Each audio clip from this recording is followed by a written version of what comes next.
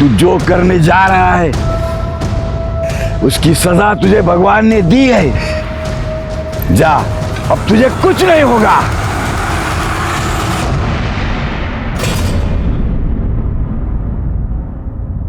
भारत विविधताओं का देश है। हमारे देश में कहते हैं कि हर 30 किलोमीटर पर भाषा बदलती है, रीति रिवाज बदलते हैं। लेकिन आज भी हमारे समाज में कुछ ऐसे रीति रिवाज मौजूद हैं जो या तो इंसान को विक्टिम बनाते हैं या गुनहगार। नमस्कार, मैं senior inspector Rajesh Yadav, crime petrol Dastak के आज के इस भाग में आप सबका स्वागत करता हूं। आज मैं आपको उस केस के बारे में बताने जा रहा हूं जो 2018 में मेरे पास आया था, जब मैं नवी मुंबई के वाशी पुलिस स्टेशन में पोस्टेड था। दिन रात अपराधियों के पीछे भागने और खतरनाक से खतरनाक अपराध देखने के बावजूद इस केस में जो हमारे सामने आया वो इतना डरावना था कि इस बात से हैरानी हो गई कि आज भी हमारे समाज में ऐसी खतरनाक और जानलेवा रीतियां मौजूद हैं।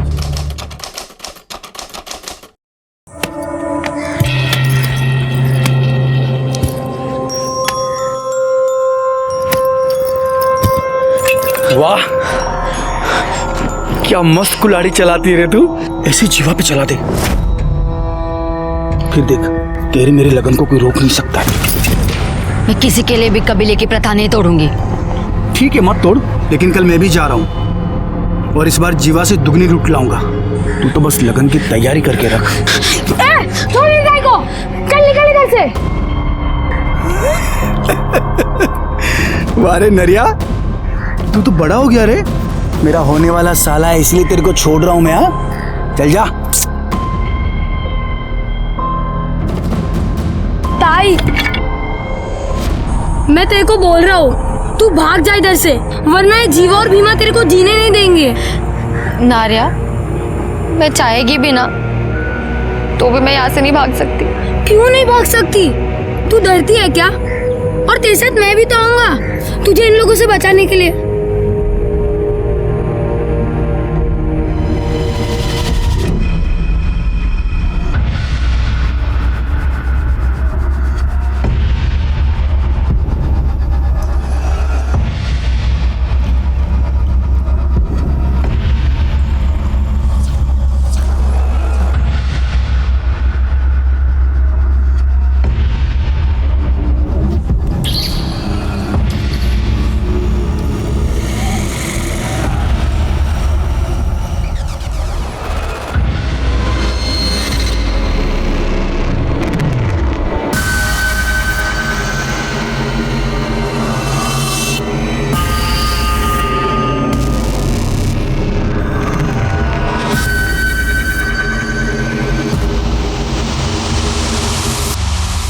क्लियर होते आपका काम हो जाएगा। ठीक है, मैं कॉल करता हूं आपको। ओके।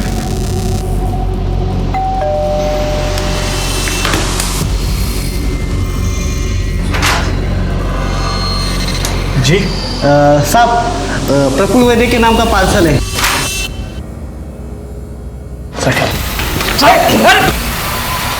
अरे कौन है आप लोग?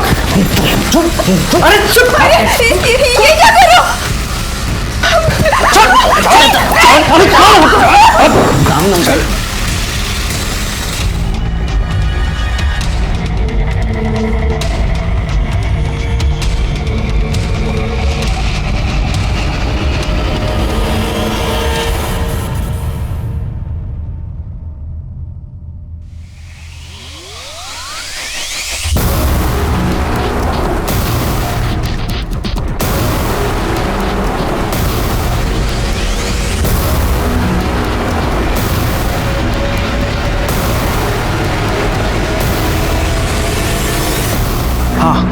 काम हो गया है। बताओ किधर आना है।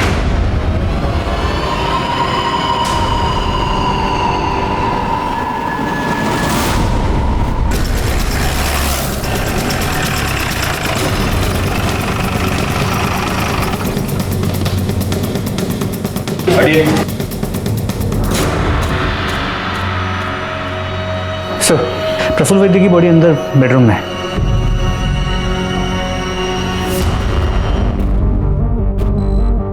सर, पेट पे मल्टीपल स्टैबिंग की गई है। ये जिसने भी किया है उसका मकसद सिर्फ चोरी नहीं हो सकता।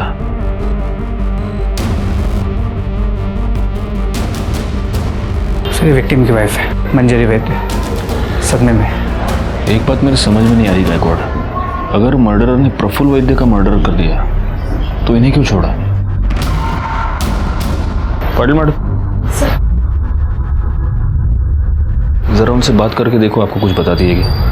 Okay sir.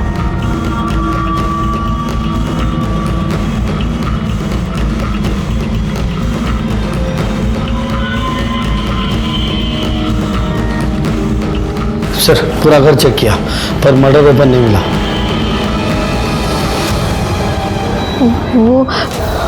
वो 4 लोग थे, उनमें से एक जबरदस्ती दूसरे कमरे में लेके गया और मेरा रेप किया।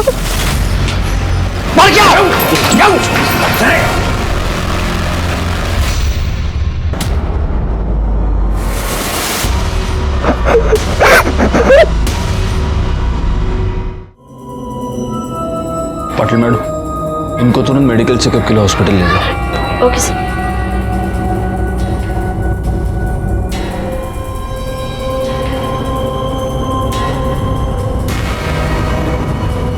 गायकवाड़, चेक करो ये सीसीटीवी कैमरा चल रहा है कि नहीं, और अगर ये चल रहा है तो इसका फुटेज मंगवा लो, शायद इससे कुछ पता चल जाए। सर,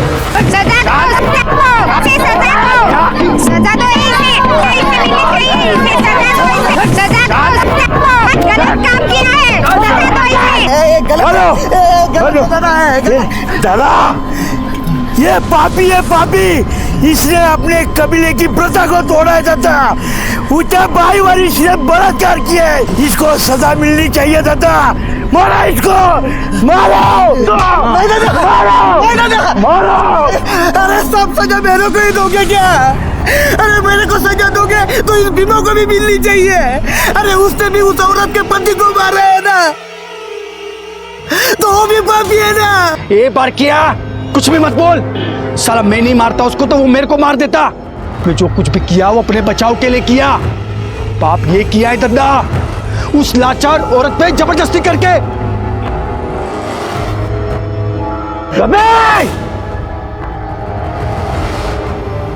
तूने जबरदस्ती करके पाप किया है, इसका थोबड़ा बिगाड़ दिया जाए। अक्का! गलत है दादा। फांसी से तोड़ना लग के पाला फांस।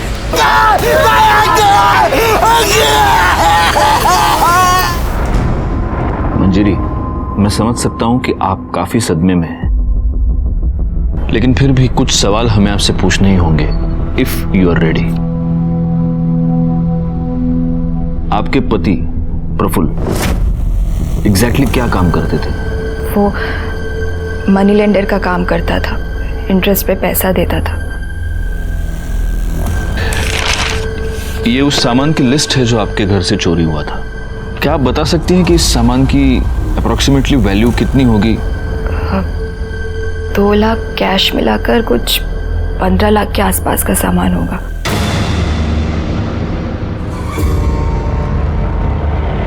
दादा, भीमा ने इस बार 25 लाख की लूट की है। 25 लाख 25 लाख। अरे तो सबसे बड़ा हाथ है किसी की हिम्मत है कोई भीमा से सबसे बड़ा हाथ मारने की? है कोई अपने कबीले में जो सबसे बड़ा हाथ मारेगा?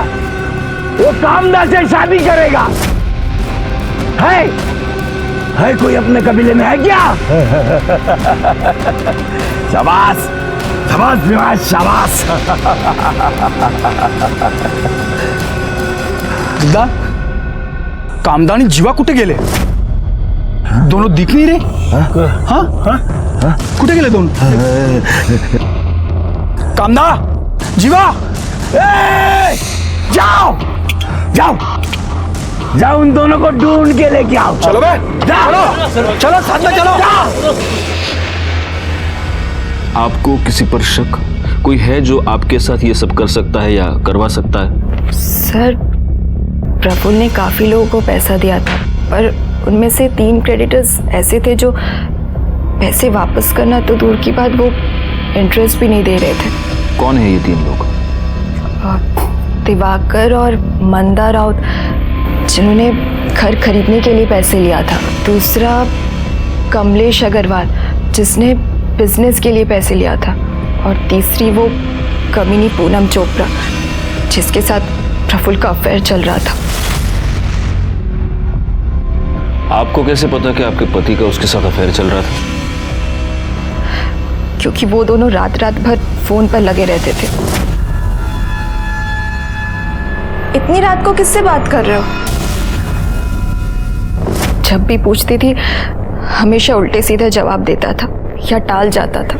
फिर तो उसने घर लेट आना शुरू कर दिया।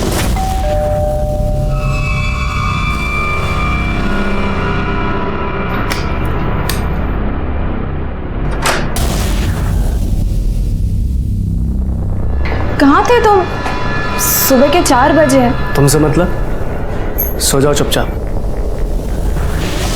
उसके बाद तो उसने मुझसे सीधे मुंह बात तक करना बंद कर दिया था। ए कामदा कुठे? तिकडे देख। ए जीवा, कामदा कुठे आहे तो? ए कामदा, क्या है रे? क्यों चिल्ला रहे हो? चला। ए मांगलिया, साला कुत्रिया, क्या हुआ? बाहेर आ। क्या कुठे? कामदा कुठे? मेरे को नहीं मालूम। साले तूच पकाया ना उसको? तू पकाया ना? मेरे को नहीं कुछ मालूम। अब देख, पंचायत में दद्दा तेरे को क्या सजा सुनाते हैं। चल। ए मांगलिया, कुठे तुझी मुलगी? कुठे तुझी मुलगी? अरे भीमा, मैं तेरे को बोला ना, मेरे को नहीं मालूम। साला जीवा, मेरे को हरा नहीं सका तो धोखा किया मेरे को। कबीले की प्रथा को तोड़ा। नहीं छोड़ेगा मैंने उसको, काट डालेगा मैं उसको, काट डालेगा मैं। छोड़ मेरे पापा को। मेरे पापा ने कुछ नहीं किया। वो जीवा ही ताई को भगा कर लेकर गए। इसको नहीं मालूम। काट डालेगा मैं, काट डालेगा मैं, काट डालेगा मैं, काट डालेगा मैं, काट डालेगा साले को।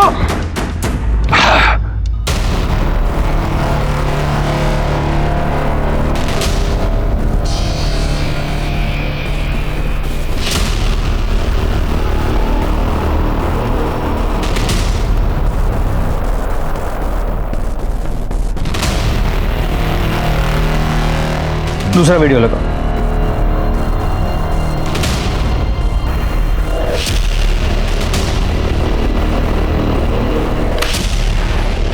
सर, ये दोनों चोरियां एक ही तरीके से की गई हैं।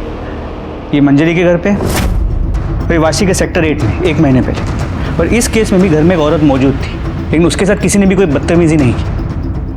इन दोनों केसेस में चोरों का हुलिया और मोडस ऑपरेंडी अहमदनगर के पास के जंगल के आदिवासियों का है। एक बात सोचने वाली है गायकवाड़, इस पहले वाले वीडियो में जब ये लोग अंदर घुसे, इस बंदे ने जो घर में है, इसने प्रोटेस्ट करने की कोशिश की, लेकिन फिर भी इन लोगों ने उसके साथ कुछ नहीं किया। जबकि यहाँ पर मंजरी ने ये कहा था कि प्रफुल्ल ने अपने आप को सरेंडर कर दिया था, लेकिन फिर भी उसका मर्डर हो गया। यहाँ पर भी एक औरत मौजूद थी, लेकिन उसके साथ कोई बदतमीजी नहीं हुई, कोई छेड़खानी नहीं हुई, जबकि वहां पर मंजरी के साथ रेप हुआ है। मतलब आप कहना चाहते हैं कि ये दोनों काम अलग अलग गैंग्स का है? हाँ, ये गैंग्स भी अलग अलग हो सकते हैं और इनके लीडर्स भी। अब हमें वहीं चलकर देखना होगा कि इन लोगों ने आखिर कितने गैंग बना रखे हैं।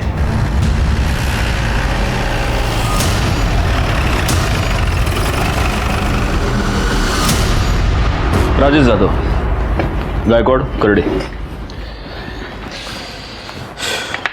हमारे यहाँ पर नवी मुंबई और ठाणे में 2 रॉबरीज हुई हैं और सीसीटीवी फुटेज से उन रॉबर्स की पहचान हुई है। आपके यहाँ पे जो आदिवासी इलाका है वहाँ के लड़के हैं, तो वहाँ चलना होगा। तो जाइए ना, रोका किसने? जाइए, पूछताछ कीजिए। जाइए मतलब आपको हमारे साथ चलना होगा ना, आपका ज्यूरिसडिक्शन है। दादा तुम्ही परत जा, नाही होणार आहे। क्यों? आप क्यों नहीं चलेंगे साथ? दादा ये आपका मुंबई नहीं है, आदिवासी एरिया है। ये लोग बात नहीं करते, सीधा हमला कर देते। पुलिस वाले होकर इतना डरते हो? हम लोग है ना साथ में, कुछ नहीं होगा, चलो।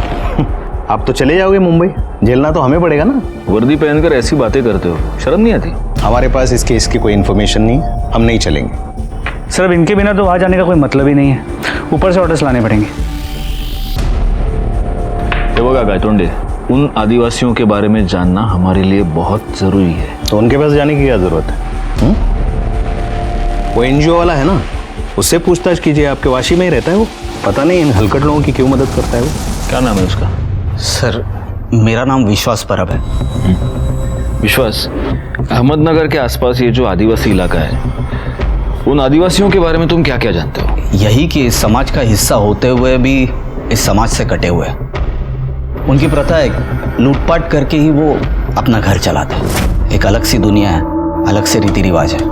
अगर लूटपाट के लिए कोई जा रहा है तो पूरा कबीला उसे हल्दी लगाता है, गुलाल लगाता है और भगवान से उसकी सुरक्षा के लिए प्रार्थना करता है। ये सब हुआ उनके लाइफस्टाइल के बारे में।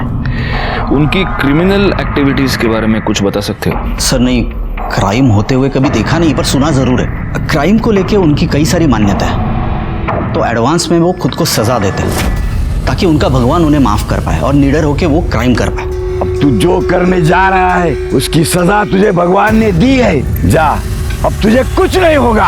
अगर वो शहर में लूटपाट करने के लिए जाते हैं तो किसी को जान से नहीं मारते, किसी का रेप नहीं करते, क्योंकि वो उसे पाप समझते हैं। क्या तुम्हें इस बात की पूरी गारंटी है कि वो कभी रेप या मर्डर नहीं करते? बिल्कुल सर, उन्होंने बनाए हुए कानून को वो स्ट्रिक्टली फॉलो करते हैं। अगर कोई बनाए हुए कानून को तोड़ने की कोशिश करता है फिर वो उसे छोड़ते नहीं। अगर गलती से भी किसी से वो बनाए हुए कानून तोड़ेंगे और वो आदमी अगर भाग गया तो वो उसे ढूंढते हैं और उसे मार डालते हैं। वैसे इनकी पढ़ाई लिखाई का क्या हाल है? बेहाल है सर। जोक्स अपार्ट, पर हम जैसे एनजीओ जाते हैं और उन्हें पढ़ाते हैं। स्कूल तो है नहीं वहाँ पे, उन्हें तो बस यही सिखाया जाता है चोरी कैसे की जाती है, लूटपाट कैसे की जाती है। इसी से तो वो सर्वाइव हो पाते हैं। और एक अजीबोगरीब प्रथा है वहाँ पे, अगर लड़की बालिग हो जाती है तो उसका स्वयंवर किया जाता है और उस लड़की को उसी से ब्याह करना पड़ता है जो सबसे ज़्यादा लूट लेके आए। ऐसा ही होता है वहाँ पे सर। थैंक यू विश्वास, अगर ज़रूरत पड़ी तो हम तुम्हें वापस बुला लेंगे। थैंक्स। इस विश्वास के बयान के मुताबिक ये आदिवासी लोग किसी का भी रेप या मर्डर नहीं करते, तो ये हो सकता है कि मंजरी ने जिन 3 सस्पेक्ट्स के नाम लिए उनमें से किसी ने ये सब करवाया हो। तो फिर पॉसिबल है किसी ने इन्हें इस काम की सुपारी दी। और हाँ सर, प्रफुल्ल के घर के बाहर जो सीसीटीवी कैमरा था जिसमें वो चोर दिखे थे, वो फुटेज हमने मंजरी को दिखाया। मंजरी ने उसमें से उस आदमी को पहचाना जिसने उसके साथ रेप किया था। उस फुटेज से उसकी फोटो निकलवाओ, वो फोटो सर्कुलेट करो, वो साला जहाँ भी है जैसा भी है उसको उठाओ। जी सर। इसके अलावा दिवाकर और मंदा राउत, हम उनके घर गए थे पूछताछ करने के लिए, लेकिन घर पे ताला था। पता चला है कि वो दोनों हनीमून के लिए गए हैं। कब गए हैं, कहाँ गए हैं, कब वापस आएंगे, किसी को नहीं पता। और वो दूसरा सस्पेक्ट क्या नाम है उसका? वो कमलेश अग्रवाल। अग्रवाल उसका क्या हुआ? सर वो राजस्थान गया हुआ है, कल लौटेगा। और वो तीसरी चोपड़ा, पूनम चोपड़ा? सर पूनम चोपड़ा का नंबर हमने प्रफुल्ल के कॉल रिकॉर्ड से निकलवाया। उसके डिटेल्स निकालो और फौरन उसके घर जाकर उसकी पूछताछ करो।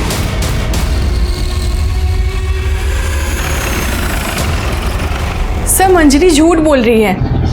उसे अच्छी तरह पता है कि प्रफुल्ल मेरे भाई जैसा है। और सर अफेयर प्रफुल्ल का नहीं मंजरी का चल रहा है। मंजरी का अफेयर किसके साथ? सर ये तो नहीं पता, पर मैंने सुना है कि मंजरी का किसी के साथ अफेयर चल रहा है। मतलब आप अफवाहों की बात कर रही हैं, लेकिन हमें मंजरी ने कंफर्म बताया है कि तुमने प्रफुल्ल से लोन लिया था। अरे मैंने प्रफुल्ल से 1 रुपए तक नहीं लिए, तो लोन तो दूर की बात है।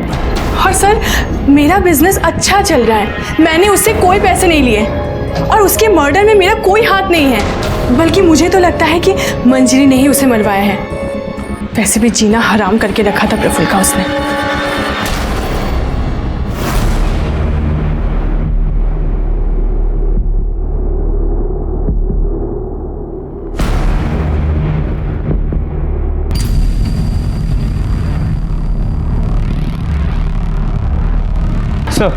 सर चांसेस है कि पूनम सच कह रही है, क्योंकि जब हमने प्रफुल्ल के पड़ोसियों से पूछताछ की तो उन्होंने इस बात को कंफर्म किया कि प्रफुल्ल और उसकी बीवी के बीच किसी आदमी को लेकर अक्सर झगड़े होते थे। तो हो सकता है कि मंजरी ने और उसके बॉयफ्रेंड ने मिलकर प्रफुल्ल की सुपारी दी, क्योंकि इन आदिवासियों में तो मर्डर करना पाप है, फिर भी उन लड़कों ने प्रफुल्ल का मर्डर कर दिया।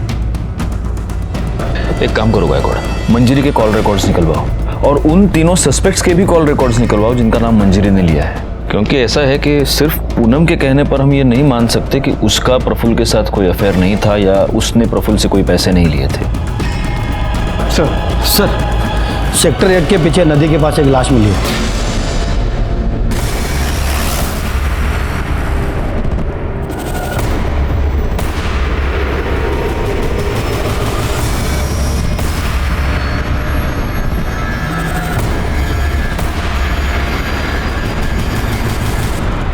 सर ये तो वही आदमी जो थाने के रॉबरी केस में दिखाई दिया था।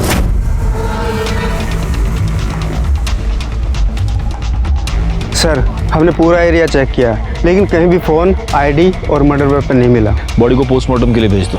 जी सर। बैकवर्ड, इसकी पहचान तो हो चुकी है लेकिन इसका नाम हमें पता नहीं है। अब इसकी डिटेल्स जानने के लिए हमें उस आदिवासी कबीले में ही जाना पड़ेगा। लेकिन सर बिना लोकल पुलिस की मदद के हम वहाँ कैसे जा सकते हैं? एसपी साहब का लेटर है गायतोंडे, आपको हमारे साथ फुल कोऑपरेशन करना होगा और अगर आपने ऐसा नहीं किया तो सस्पेंड होकर आपको घर पे बैठना होगा।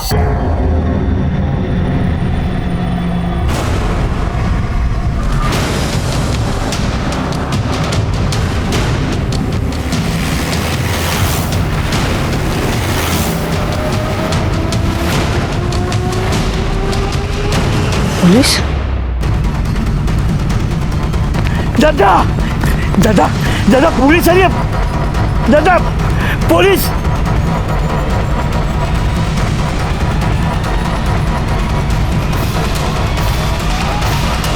रुक जाओ साहब,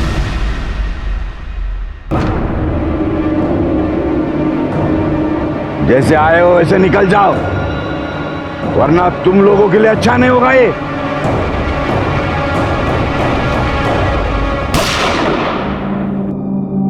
मेरा निशाना चूका नहीं है।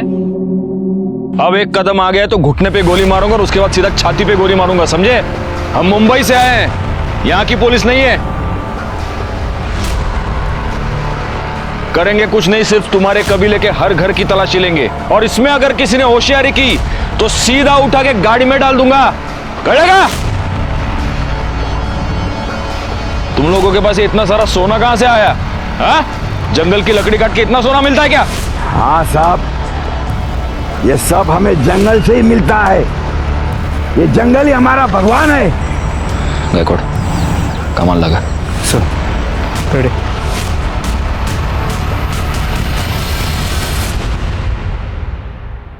हाँ?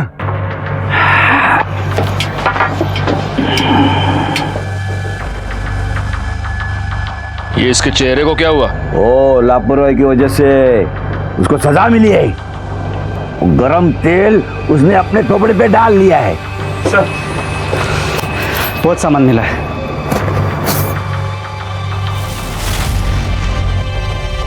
मंजरी की घर से जितना सामान लूटा गया था उसके डिस्क्रिप्शन के साथ ही पूरा सामान मैच करता है। सिर्फ एक फर्क है, मंजरी ने कहा था कि 2 लाख रुपए कैश चोरी हुए थे, इसमें 12 लाख। ये ऊपर का 10 लाख रुपया कहां से आया? हाँ? हमको क्यों पूछ रहे हो? जिसका है उसको पूछो। गायकवाड़, फोटो रखो है ना। इसने की ना चोरी? साहब ये तो भीमा है, ये इधर नहीं है। ये मेरी ताई और जीवा को ढूंढने गए। जीवा ने मेरी ताई को जबरदस्ती उठा लिया। मेरी ताई को बचा लो ना। ये बच्चा क्या बोल रहा है? हाँ? वो हमारे कबीले की प्रथा है, जो बड़ा हाथ मारता है ना उसके साथ वो लड़की की शादी कर देते हैं हम।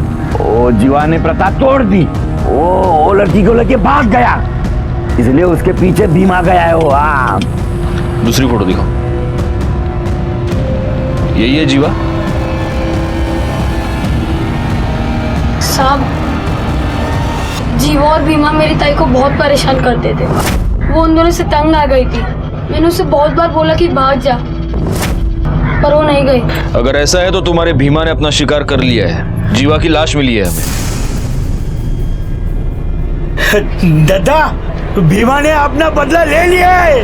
हाँ, भीमा भीमा भीमा भीमा भीमा भीमा भीमा भीमा भीमा भीमा भीमा।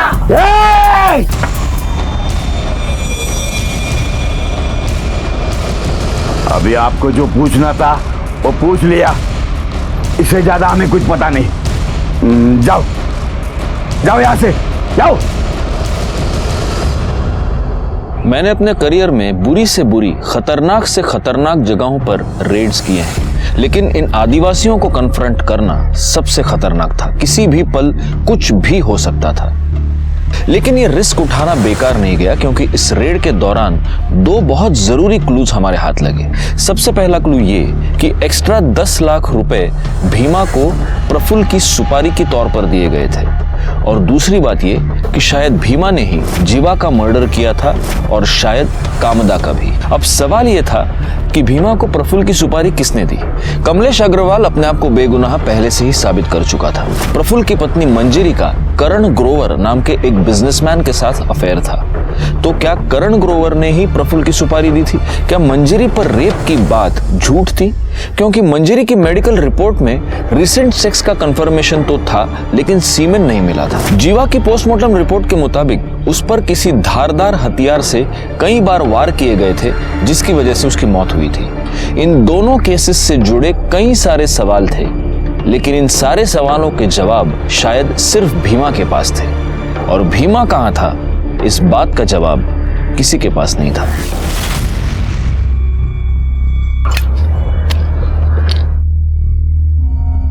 बहुत बाजार है रे। अरे कुत्ता मरा होगा कोई, चल ना देखते हैं। ये वो कौन है? Hello police. सर और इस तरफ।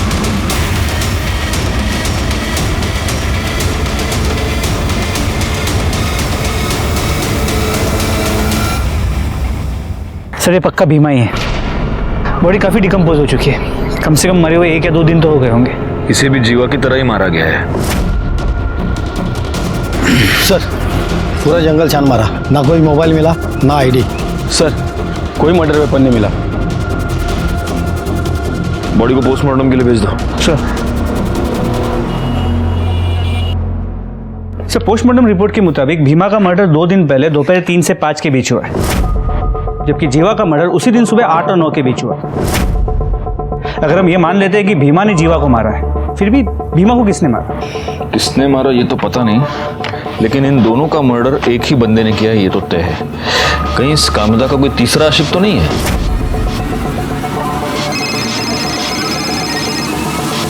सर कांस्टेबल वाघ। स्पीकर। बोला वाघ। नमस्ते सर, गणेश नगर से बोल रहा हूँ। आपने मंजरी वद्दी केस में रेपिस्ट का जो हुलिया बताया था, वैसा एक लड़का इधर रहने को आया है। हाँ सर, कल ही वो रूम उसने भाड़े से लिया है। सर उसका चेहरा पहचानने में नहीं आ रहा, शायद जल गया है इसलिए। वाघ उठा लो उसको। नहीं साहब, नहीं साहब, साहब साहब नहीं, साहब साहब साहब बोलता हूँ, साहब साहब साहब बोलता हूँ, साहब साहब बोलता हूँ, साहब साहब बोलता हूँ ना, साहब बोलता हूँ, साहब आपने दुष्कर्म किया साहब, लेकिन इसके लिए उसको दूसरे कमरे में नहीं लेके गए साहब। मैंने उसको दूसरे कमरे में ढकला तो उसका सिर दीवार पे टकरा गया और बेहोश हो गई, और मैं अपने आप को रोक नहीं पाया और उसकी बेहोशी का फायदा उठाया साहब। अगर तूने उसका रेप किया तो मेडिकल रिपोर्ट में आया कैसे नहीं? कैसे आता साहब? मैं कुछ करने से पहले ही मर गया।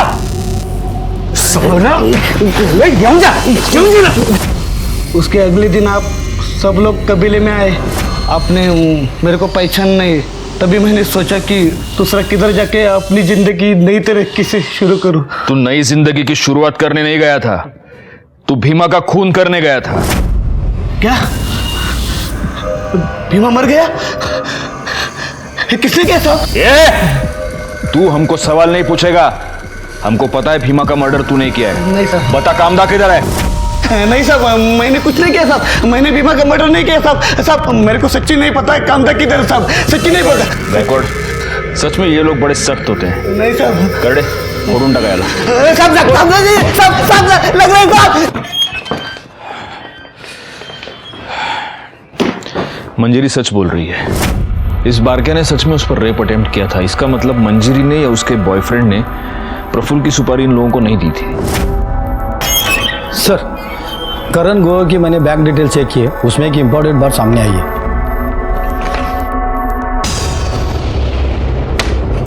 गायकवाड़, मंजरी और करण दोनों को बुला। सर हम मानते हैं कि हम प्रफुल्ल से पीछा छुड़वाना चाहते थे, लेकिन उसके लिए उसका मर्डर नहीं करवा सकते। करवा सकते नहीं ग्रोवर, तुमने मर्डर करवा दिया और इस बात का सबूत है हमारे पास। 10 मार्च को आपने आपके बैंक अकाउंट से 12 लाख रुपए विड्रॉ किए, जिसमें से 10 लाख रुपए तुमने प्रफुल्ल की सुपारी के तौर पर दिए। सर ये 12 लाख रुपए हमने प्रफुल्ल का मर्डर करवाने के लिए नहीं निकाले थे, प्रॉपर्टी का डाउन पेमेंट देने के लिए निकलवाए थे। अच्छा जी। और अब आप ये भी कहेंगे कि वो पेमेंट मैंने कैश में कर दी, इसलिए उसकी कोई रिसीट मेरे पास नहीं है। सर करण सच बोल रहा है। हम कॉलेज टाइम से एक दूसरे से प्यार करते और साथ आना चाहते, पर हम उसके लिए किसी की जान नहीं ले सकते सर। आप कॉलेज टाइम से इससे प्यार करती हैं, तो शादी प्रफुल्ल से क्यों की? क्योंकि पापा ने ज़बरदस्ती करवाई थी।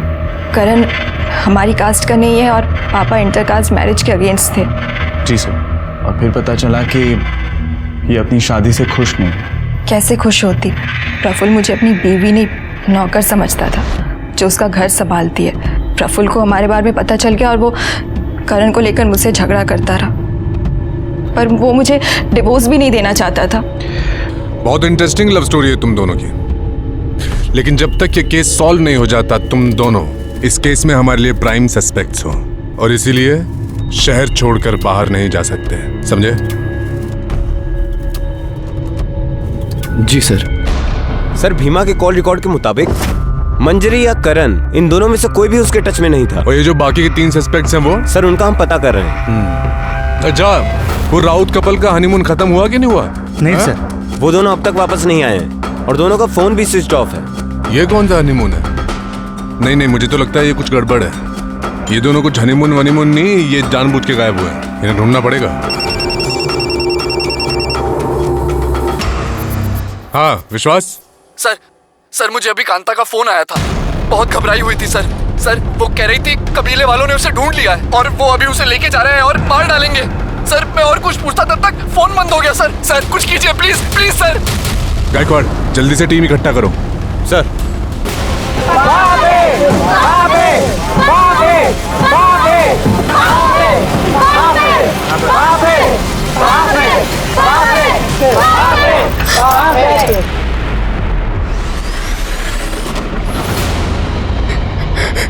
कामदा, तूने जीवाजी के साथ भागकर अपने कबीले की प्रथा तोड़ी है।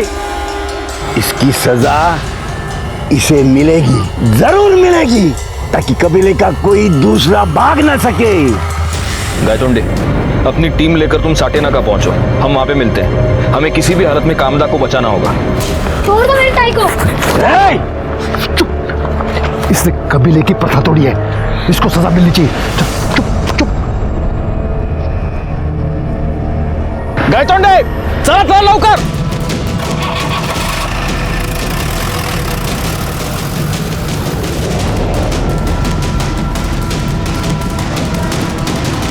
इसका चेहरा ही नहीं, पूरा शरीर बिगाड़ दिया जाएगा, ताकि अपने कबीले का कोई भी लड़का इसी सुंदरता की चक्कर में ना पड़े। अक्का! बाबे, बाबे, बाबे, बाबे। चलो पीछे हटो, ठोक दूंगा ना को, हटो।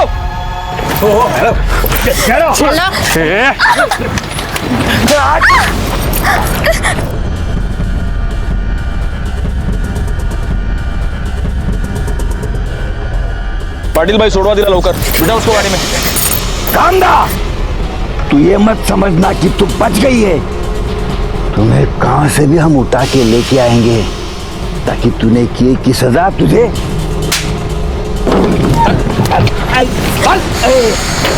गाड़ी ने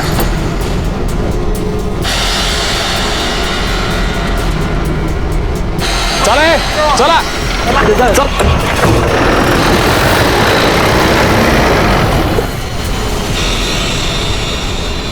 जब जीवा को पता चला कि भीमा ने उससे भी बड़ा हाथ मारा है, तो मुझे जबरदस्ती अपने साथ मुंबई ले आया। यहाँ पर कहाँ रखा था उसने तुम्हें? क्या वाशी में कोई खोली थी, वहाँ लेके गया मुझे। बोला अगले दिन लगन बनाएगा मेरे साथ। मैंने उसको मना किया, उसको बोला ये सब गलत है, तो उसने मेरे साथ जबरदस्ती की, मेरे को चुप करा दिया। अगले दिन वो तैयारी करने गया, फिर लौटा ही नहीं। और उसी दोपहर को भीमा वहाँ आया, बोला कि जीवा का किस्सा खत्म, अब वो कभी वापस नहीं आएगा और अब वो मेरे साथ लगन बनाएगा। शाम को वो कहीं गया और वो भी वापस नहीं आया। मैं तब से वही बंद थी। तुमने आसपास किसी से मदद मांगने की कोशिश की? हाँ साहब, मैंने मांगी ना, मैंने दरवाजा पीटा, आजू बाजू के लोग आए और मुझे दरवाजा तोड़ के बचा लिया। तुमने पुलिस को फोन क्यों नहीं किया? साहब मैं डर गई थी, मुझे कुछ समझ में नहीं आ रहा था कि मैं क्या करूं, किसके पास जाऊं। मैं एनजीओ वाले साहब के पास गई, लेकिन कबीले वाले आके मुझे वहां से पकड़ लिया और अपने साथ ले गए, जहाँ से आप लोगों ने आके मुझे बचा लिया। साहब आपका बहुत मेहरबानी, आप सबका मेहरबानी। लेकिन दद्दा और वो भीमा मेरे को नहीं छोड़ेंगे, आप मुझे वहां पे वापस मत भेजना। देखो, भीमा और जीवा दोनों मर चुके हैं, और रहा सवाल तुम्हारे दद्दा का, तो उसकी उतनी हिम्मत नहीं कि वो यहाँ पर आए और तुम्हें कुछ करे। इसलिए यहाँ पर तुम बिल्कुल सुरक्षित हो, कोई टेंशन मत लो। पाटिल भाई, इसको बाहर लेकर जाओ, चाय पानी पिलाओ। वड़ा पाव खाओगी? जाओ।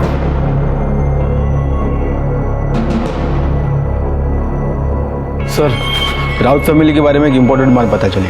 इन लोगों ने भी रॉबरी के एक दिन पहले अकाउंट से 10 लाख रुपए निकाले थे सर, लेकिन उन दोनों के फ़ोन अभी भी ऑफ है। तो हो सकता है कि प्रफुल्ल के मर्डर के साथ इनका भी कोई संबंध हो, और इसीलिए अपना फ़ोन स्विच ऑफ करके अपने ही घर में छुप कर बैठे हो। बैकवर्ड एक काम करो, इनके एड्रेस पर जाओ और कंफर्म करो ये दोनों वहाँ पर है या नहीं। सर,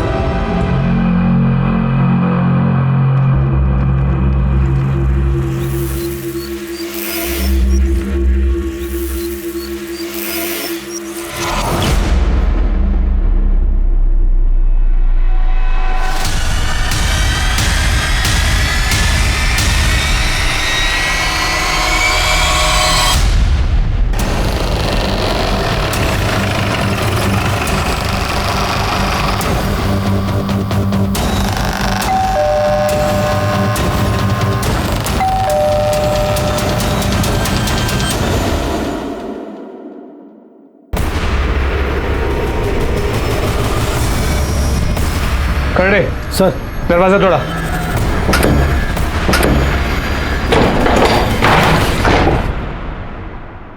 करड़े सर, ऊपर चेक करो। पवार, पूरा घर चेक करो, देखो कोई है क्या।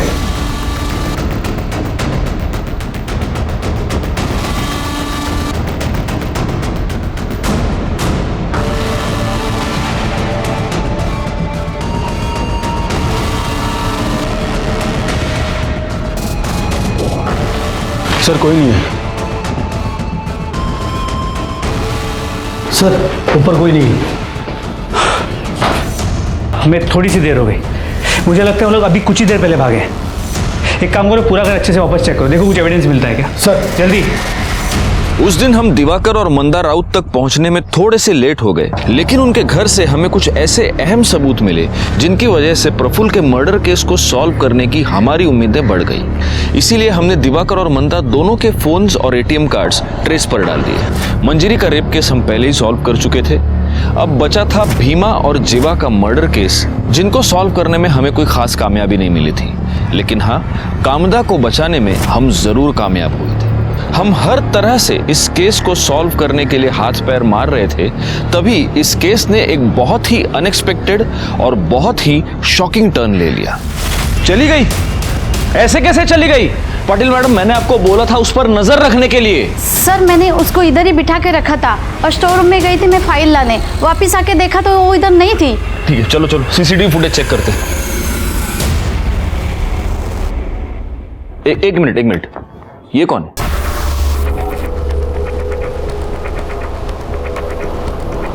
इसके पीछे वो गई है। पाटिल मैडम, उसके फोन पर फोन कीजिए जल्दी। Okay sir. बार देखिए इमीडिएटली। तुम तक बाहर के कैमरे का फुटेज प्ले करो।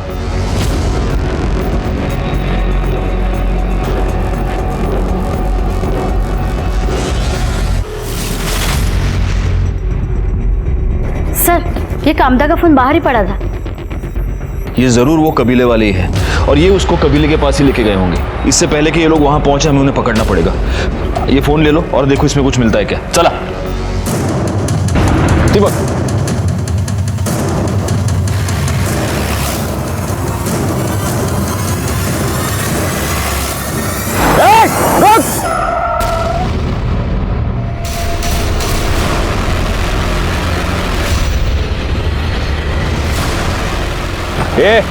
अभी अगर होशियारी की ना तो तुम्हारी इस दद्दा की खोपड़ी खोल दूंगा मैं।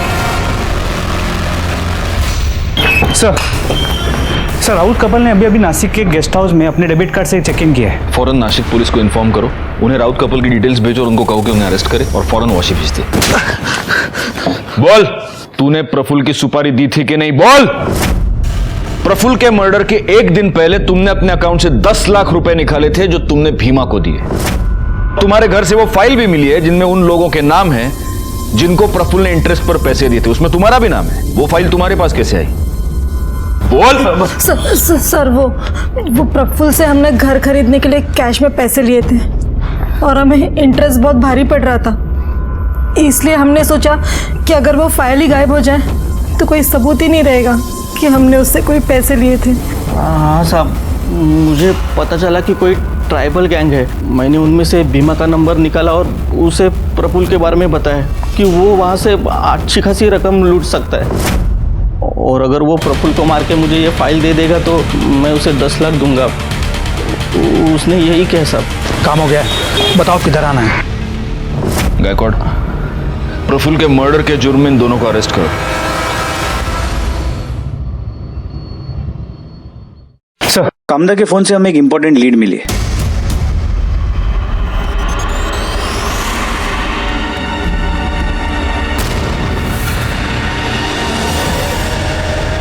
सर, मैं कामदा और मैं एक दूसरे से बहुत प्यार करते हैं सर। कबीले में जब मैं पढ़ाने जाता था तब हमें एक दूसरे से प्यार हो गया।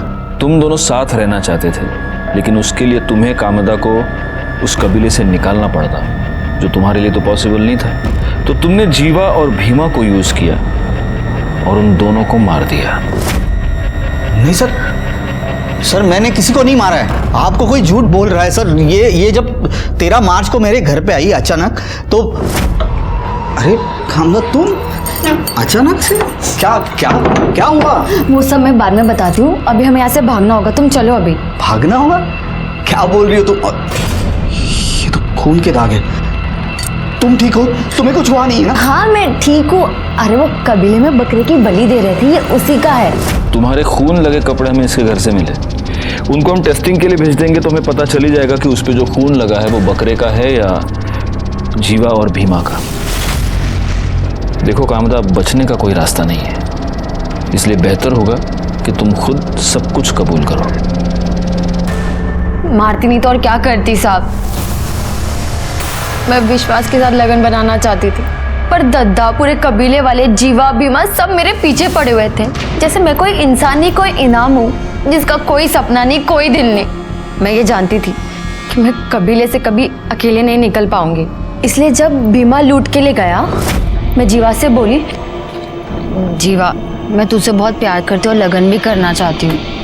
तू अगर मेरे साथ भागने के लिए तैयार है तो मैं ये प्रथा व्रता सब छोड़ दूंगी।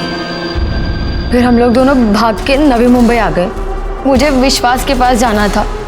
हम ना एक काम करते हैं, एनजीओ वाली साहब की मदद ले लेते हैं, वो हमारा लग्न करवा देंगे। मैं उनसे बात कर लेती हूँ, हम कल जाके उनसे मिल लेंगे। ठीक है।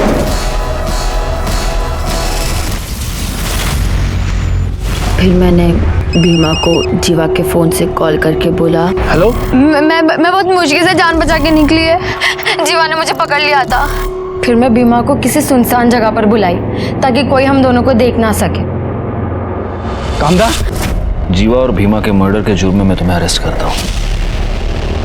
कामदा ने कबीले की प्रथाओं से निकलकर अपना अलग घर बसाने का सपना देखा, लेकिन इस सपने को पूरा करने के लिए उसने गलत रास्ता इख्तियार कर लिया और उसकी वजह से 2 लोगों की जान गई।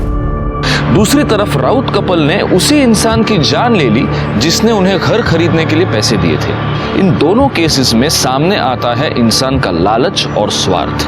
जब हमारा स्वार्थ हम पर हावी हो जाए तो समझ लेना चाहिए कि ये आने वाले जुर्म की दस्तक है।